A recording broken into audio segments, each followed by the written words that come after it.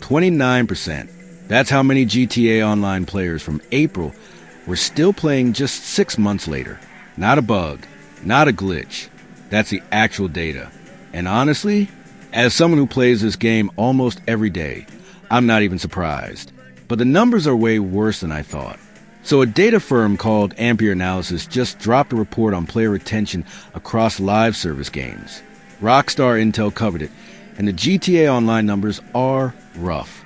In December 2025, GTA Online actually had a massive month, 3.7 million new monthly active users. That's a 29% increase month over month. And yeah, that's because of the Safe House and Hills update. Mansions were one of the most requested features in this game for years, so of course people came back for that. But here's where it gets ugly. GTA Online's retention rate is consistently double digits lower than Fortnite and Roblox. We're talking 10% or more behind competitors every single time. And to put that in real numbers, out of 20 million players in April, only 29% were still playing by October. That's 6 months. Gone. Fast forward to April 2026.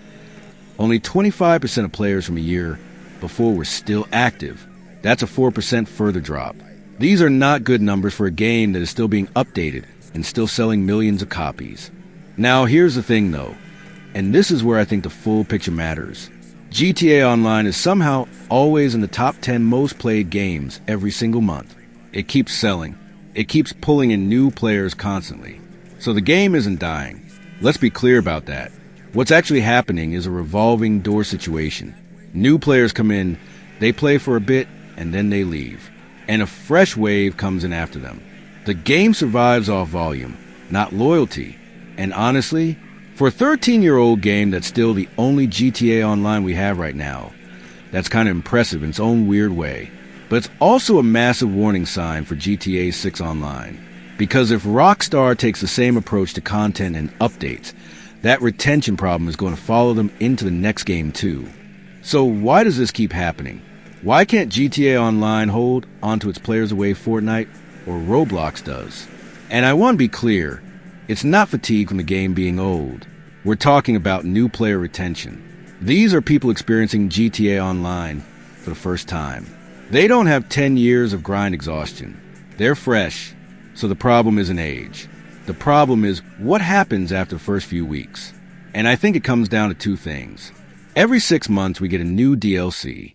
New cars that drive exactly like the ones we already have. New weapons that shoot exactly like the ones we already have.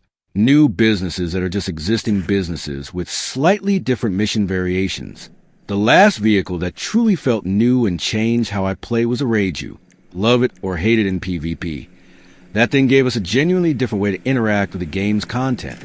Before that, the Titan 250D was cool, but had its legs cut off with the nerf gun range and the 105mm being locked to 2 players.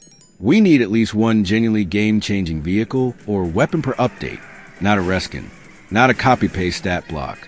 Something that actually changes the way you do missions. GTA Online's event weeks are, most of the time, genuinely underwhelming. A t-shirt unlock for doing some basic task, a business boost, some delayed money reward that shows up 3 days later, and you don't even know if it registered. That is not how you keep players engaged. Compare that to Fortnite. Massive live events, map changes, collabs that actually shift the meta. Players have a reason to log in every week, not just every 6 months when a DLC drops. Alright, so here's my take on how you actually fix this.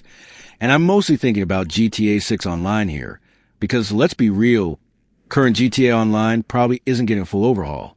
Take the Cayo Perico heist. It's boring to grind right now. The only thing they ever do is bring back the Panther statue, which just changes your payout.